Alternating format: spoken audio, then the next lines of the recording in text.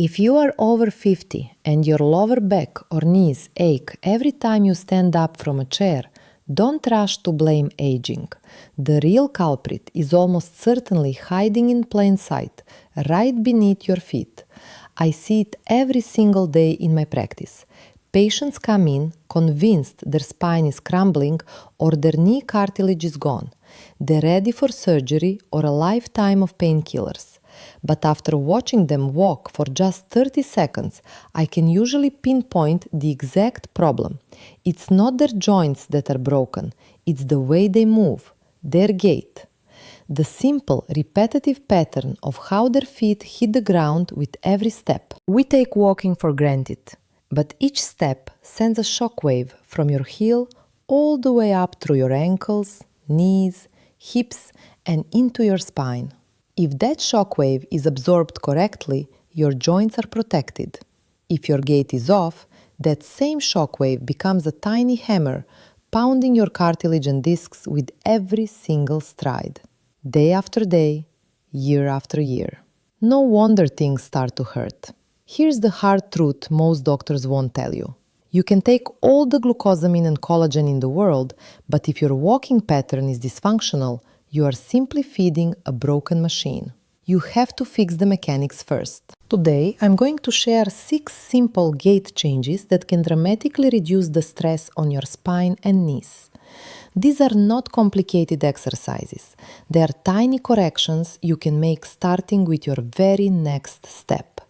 And at the end of this video, I will reveal one specific walking mistake that 90% of people over 60 make every single day. A mistake that is silently accelerating joint wear. Watch until the end, because this one correction alone could save you years of pain. Before we dive into the details, I invite you to subscribe to my channel and turn on all notifications. That way, you won't miss any of my upcoming videos where I share simple ways to stay healthy without pills. Also, leave a thumbs up under this video. It lets me know that these tips are helpful to you. Now, let's talk about what is really happening inside your body when you walk. Imagine your spine is a stack of pillows with jelly donuts in between. Those jelly donuts are your discs. They are designed to absorb shock and provide cushioning. Now imagine you are repeatedly dropping a heavy weight onto that stack from a height of 6 inches. If the weight lands flat and evenly distributed, the pillows and donuts handle it fine. But if the weight lands on one corner, it crushes the donut on that side. That is exactly what happens when your gait is off. One leg takes more load. One side of your spine gets compressed. And over time, that donut starts to bulge, then tear, then degenerate. The same thing happens in your knees. Your knee joint is a hinge. It is designed to move in one plane, forward and backward. But if your foot lands incorrectly, it introduces a twisting or side-to-side shear force into that hinge. The knee is not built for that. The cartilage starts to fray, the meniscus tears, and you end up with that grinding, clicking, painful sensation when you climb stairs or get out of a car. Here is the good news. Your body is incredibly adaptable. You can retrain your gait at any age. I have worked with patients in their 70s who completely eliminated chronic knee pain in just a few weeks by making these simple changes. Your brain and nervous system are plastic. They can learn new movement patterns. You just need to know what to focus on. Write in the comments below, how often do you struggle with knee or back pain when you walk? How many steps do you take each day? Let's see how many of us are dealing with this. Now, let's move forward to the first gait change you can start using right now. Step 1 is what I call the heel-toe roll. Most people walk by slapping their entire foot down flat at the same time. This creates a hard, jarring impact. Instead, you want to consciously land on your heel first, then smoothly roll through the outside of your foot and finally push off from the ball of your big toe. This rolling motion turns your foot into a natural shock absorber. It distributes the force over a longer period of time, like a car with good suspension versus one with no springs at all. Practice this slowly at first, even just standing in place and shifting your weight from heel to toe. You will feel your calf muscles engage and your arch activate. That is exactly what you want. But pay close attention because the next step is even more important and most people get it completely wrong. Step 2 is about your pelvis. I call it the pelvic engine. Watch people walk and you will see their hips barely move. They walk like a stiff board from the waist down. This is a disaster for your lower back. Your pelvis is designed to rotate slightly with each step. When your right leg moves forward, your left side of the pelvis should naturally swing forward too. This rotation absorbs shock and transfers energy smoothly up your spine. When you lock your pelvis, that force has nowhere to go but straight into your lumbar discs. Over time, this creates micro tears, inflammation, and that nagging ache you feel after a short walk. To fix this, place your hands on your hip bones. Now walk in place. Feel how your pelvis should gently sway side to side and rotate. That is the movement you want to maintain when you walk. Do not force it, just allow it. Think of your pelvis as a loose swinging hammock, not a rigid plank. If you are stiff, try this exercise before your walk. Stand with feet hip-width apart and gently circle your hips 10 times in each direction. This lubricates the hip joints and wakes up the pelvic muscles. Now, step 3 is about your core. And I do not mean doing crunches. I mean engaging your deep abdominal wall. Here is the problem. When your core is weak or inactive, your lower back muscles have to do all the stabilizing work. They tighten up, spasm, and eventually give out. The fix is simple. As you walk, gently draw your belly button in toward your spine. Not a hard suck-in, just a light, constant engagement. Imagine you are about to be gently tapped in the stomach. This activates your transverse abdominis, your body's natural weightlifting belt. It creates intra-abdominal pressure that supports your spine from the inside. You will immediately feel your lower back relax. Practice this for 30 seconds at a time until it becomes automatic. Before I reveal the number 1 gait change, there is one common mistake you must avoid, which I will share in just 30 seconds. Step 4 is about your arm swing. Believe it or not, your arms are the counterbalance for your legs. If your arms do not swing, your upper body twists excessively to compensate. This torque twists your thoracic spine and strains your neck and shoulders. The correction is effortless. Let your arms swing naturally from your shoulders, not your elbows. Your right arm should swing forward as your left leg steps forward. Keep your hands relaxed, not clenched. Think of your arms as pendulums. The faster your legs move, the more your arms should swing. This creates a beautiful fluid rhythm that protects your entire spine. Many of my patients tell me their back pain reduced by half just from adding proper arm swing. But here is the mistake most people make. They swing their arms across their chest, like a chopping motion. This actually increases rotation in your upper back. Instead, keep your arm swing forward and backward in line with your body. Imagine you are reaching forward for a handshake with each swing. That simple cue fixes the problem instantly. Step 5 is about your head position. Your head weighs 10 to 12 pounds. When you walk with your chin jutting forward, looking down at your phone or the ground, that weight multiplies the load on your neck and upper back. It is like carrying a bowling ball at the end of a stick. Over time, This leads to forward head posture, text neck, and chronic tension headaches. The correction is elegant. Imagine a string attached to the crown of your head, gently pulling you upward. Lengthen your neck, tuck your chin slightly, and look at the horizon, not your feet. Your ears should align with your shoulders.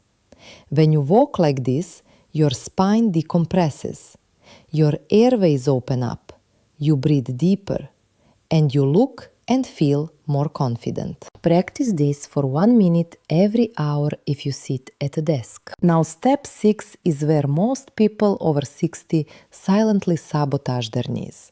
It is the way you transition from standing still to walking. I call it the rock and roll start. Here is what happens. You are standing at the kitchen counter or waiting at a crosswalk. When you decide to move, you take a step forward with your right foot.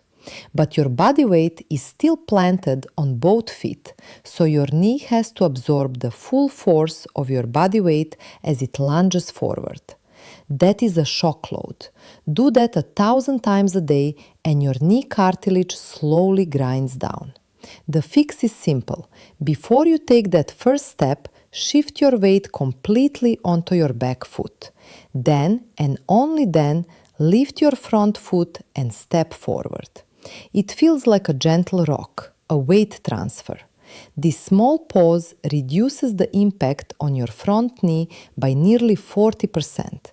I have seen patients with chronic knee pain get relief in just 2 weeks by changing this one habit. Practice it every time you get up from a chair. Rock back, then step. Not lunge and grind. Step 7 is about your foot strike. Many people over 60 walk with a heavy, flat-footed slap. They land on their entire foot at once. This sends a shock wave up through the ankle, knee, hip, and into the lower back.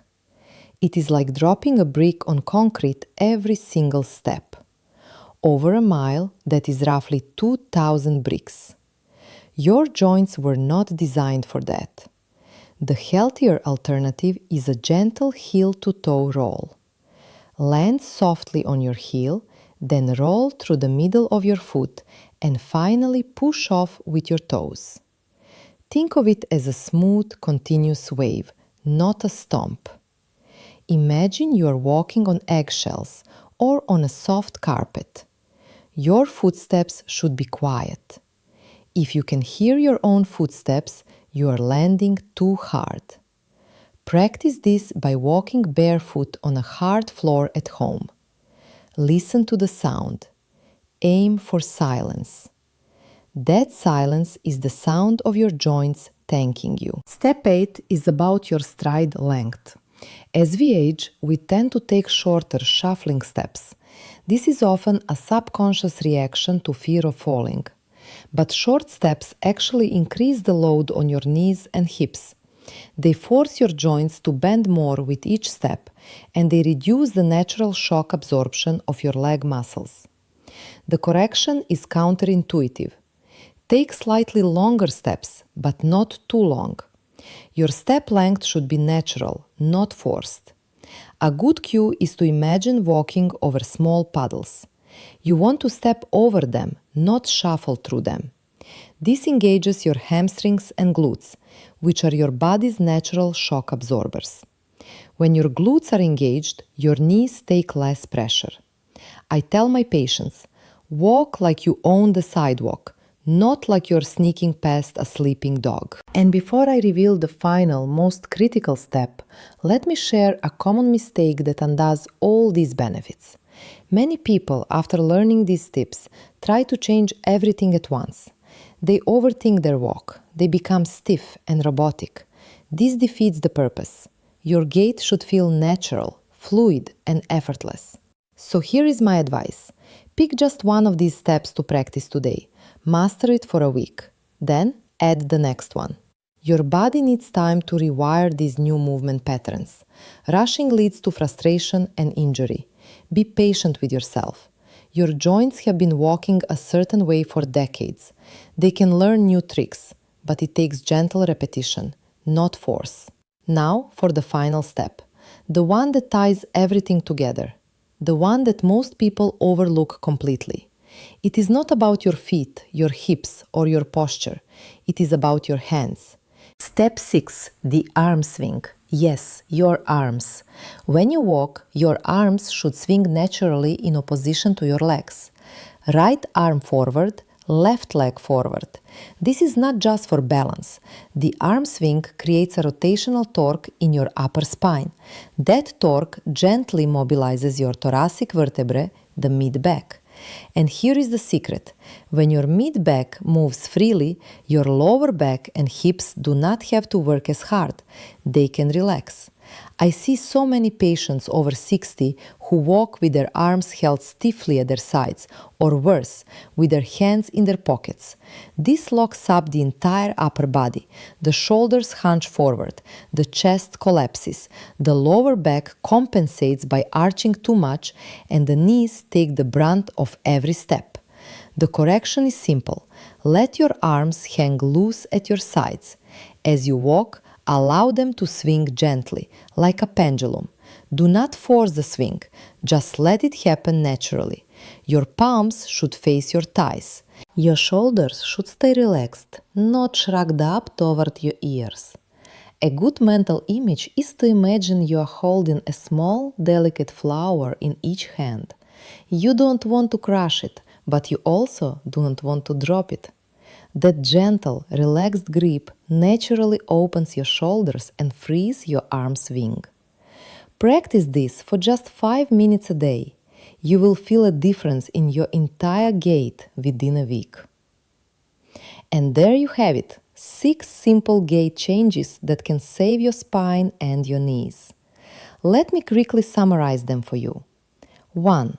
The heel-to-toe roll. 2. The slight forward lean from the ankles. 3. The engaged core. 4. The soft eyes, not staring at your feet. 5. The natural step length, not too short, not too long. 6.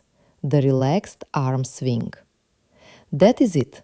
No expensive equipment, no complicated routines, just the way you walk. Refined. I want you to try this tomorrow morning. Go for a 5-minute walk. Focus on just one of these steps. Notice how your body feels. Notice the lightness in your joints. And then come back to this video and leave a comment. Tell me which step made the biggest difference for you. I read every single comment and I love hearing your success stories. If this video helped you, please share it with a friend or a family member who struggles with knee or back pain. Send them the link. You could be the reason they start walking without pain again. And if you have not already, make sure to subscribe to my channel and turn on all notifications. I post new videos every week and I do not want you to miss a single one. Remember, your body is designed to move. It wants to heal. It wants to be strong. You just have to give it the right instructions. I am Dr. Sarah Carter. Take care of yourselves. Walk tall, walk proud, and walk pain-free. I will see you in the next video.